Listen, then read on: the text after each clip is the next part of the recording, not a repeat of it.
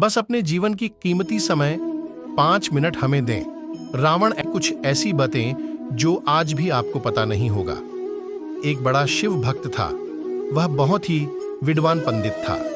दोस्तों, रावण ऐसा रक्षक था जो अपने परिवार की रक्षा के लिए भगवान तक से लड़ जाता था। दोस्तों, आज विजयदशमी पर हम लोग रावण को जलाते हैं, लेकिन भारत में ही कानपुर में आज भी ऐसा मंदिर है जहां रावण को पूजा जाता है। और यह दशहरा 10वीं को खुलता है और रावण के जलने से पहले यह मंदिर बंद हो जाता है और फिर अगले साल दशहरा के 10वीं को ही यह मंदिर खुलता है और रावण चलने से पहले ही यह बंद कर दिया जाता है। दोस्तों, आज भी रावण को श्रीलंका में पूजा जाता है।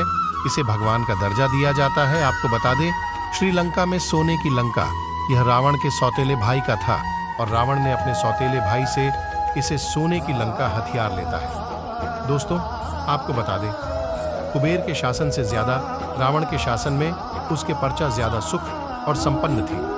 बहुत से लोग रावण को एक राक्षस कहते हैं, तो वहीं कुछ लोग रावण को महान विद्वान पंडित कहते हैं। तो दोस्तों, हम आपको बता दें, रावण ना तो राक्षस था और न ही पंडित था। दोस्तों, रावण के पिता ऋषि बिस्रावा एक ब्राह्मण थे, वही उनकी माँ कैकसी एक राक्षस थी। दोस्तों, कसी ने गलत समय पर गर्भधारण करके रावण, शूर्पणखा और कुंभकर्ण को जन्म दिया था। इसलिए दोस्तों, सही समय पर सही काम करने से ही बहुत ही ज्यादा फायदा होता है। गलत समय पर सही काम अगर आप करते हो तो उसका परिणाम भी गलत निकलता है, फिर वह काम कितना भी सही क्यों ना हो, आप इस बात को ध्यान दें। इस प्रकार रावण, शूर्पणखा और कुंभकर्ण का गलत समय पर भोग विलास करने से उनका जन्म हुआ। दोस्तों, टॉपिक पर चलते हैं। दोस्तों, रावण एक बड़ा शिव भक्त था। वह देवी देवताओं से अनेक वरदान मांगा था। दोस्तों, आपको पता होगा, रावण सभी देवताओं से ज्यादा शिव जी का बहुत ही बड़ा भक्त था। इसीलिए कैलाश पर स्थित शिव भगवान को अपने श्रीलंका लाना चाहता था। इसीलिए वह पूरा कैलाश को अपने हाथों पर उठा लिया, जिससे शिवजी क्रोध हो गए और कैलाश पर अपने पैर रख दिए, जिस रावण का एक हाथ उसमें दब गया और रावण चिल्लाने की बजाय शिव तांडव करने लगा। शिवजी इसे देख भाल, कोई व्यक्ति दर्द के बावजूद इतनी भक्ति कैसे कर सकता है।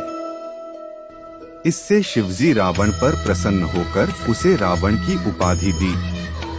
तभी से रावण को रावण की उपाधि मिली है। दोस्तों, रावण अमर होना चाहता था, इसीलिए वह ब्रह्मा जी का घोर तप करने लगा। युगों युगों तक ब्रह्मा जी का घोर तप किया। इससे ब्रह्मा जी प्रसन्न हो गए और रावण को वर मांगने को कहा, तो रावण ने अमरता का वर मांगा, लेकिन ब्रह्मा जी इस वर को देने से मना कर दिए और रावण अमृता का वर के लिए जिद करने लगा, जिससे ब्रह्मा जी रावण का प्राण नाभि में रख दिए। और तुम्हें कोई नहीं मार सकता, केवल वही व्यक्ति तुम्हें मार सकता है जो 14 वर्ष तक भोग विलास किए बिना रहा हो और वह घर छोड़ कर रहा हो और वह वनवास में रहा हो। वही केवल तुम्हारा अंत कर सकता है। यह वरदान ब्रह्मा ने रावण को दिया था। रावण अपने बल से छोटे छोटे राज्य से युद्ध करके उसे जीतकर अपना राज्य बना लेता था। लेकिन दोस्तों, रावण उस राज्य पर हमला करता था जिस राज्य के पास धन दौलत, विशाल साम्राज्य और उपजाऊ जमीन होता था। रावण कभी भी उसे राज्य पर हमला नहीं करता था जिसके पास कुछ नहीं हो। वह हमेशा से धन का इच्छुक था। अपने सेना द्वारा जीते गए साम्राज्य वह कभी नहीं लिया करता था। दोस्तों, आपको बता दें, रामायण में जब राम और रावण का युद्ध शुरू हुआ तब तक रावण की उम्र 40,000 वर्ष हो चुकी थी। आज भी रामायण और भगवान राम से जुड़े कई चिन्ह और सबूत श्रीलंका में मौजूद हैं, जिनके बारे में हर कोई जानना चाहता है। यह स्थल भगवान श्री राम और रावण से जुड़ी कई सच्चाई बयां करते हैं। नवरात्र समाप्त होने के बाद दशमी तिथि को दशहरा मनाया जाता है, जिसे विजयदशमी कहते हैं। मान्यता है कि दशमी के दिन ही भगवान राम ने रावण का वध किया था।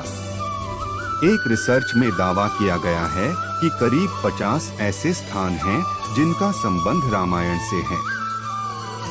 इस रिसर्च के मुताबिक एक पहाड़ी में बनी गुफा में आज भी रावण का शव सुरक्षित है।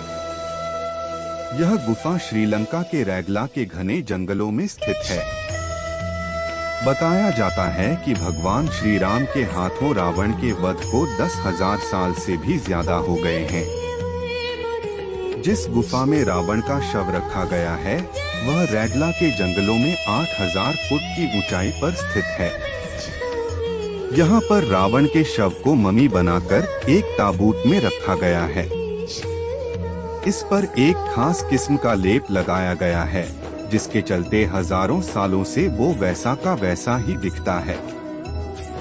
यह शोध श्रीलंका के इंटरनेशनल रामायण रिसर्च सेंटर द्वारा किया गया है। इस रिसर्च के मुताबिक 18 फीट लंबे और 5 फीट चौड़े ताबूत में रावण का शव रखा गया है। यह भी कहा जाता है कि इस ताबूत के नीचे रावण का बेशकीमती खजाना है। इस खजाने की रखवाली एक भयंकर नाग और कई खूंखार जानवर करते हैं।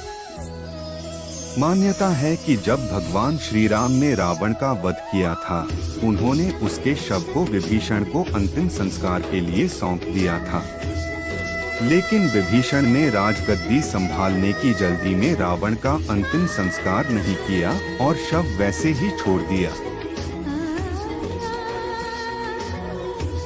दोस्तों, रावण एक विद्वान पंडित था, इसलिए श्री राम ने अंतिम समय में लक्ष्मण को श्री राम से कुछ शिक्षा लेने को कहा। तब रावण ने लक्ष्मण को 3 सीख दी थी।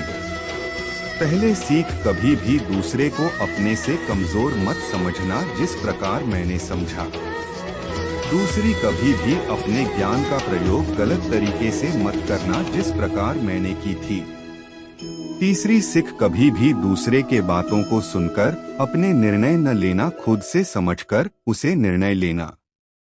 जिस प्रकार मैंने अपनी बहन का बात सुनकर ने ले लिया, जिससे पूरा साम्राज्य मेरा बर्बाद हो गया और मेरा भाई, मेरा बेटा, मेरा साम्राज्य मुझसे छीन गया। अंत में मैं खुद जान से हाथ धो बैठा।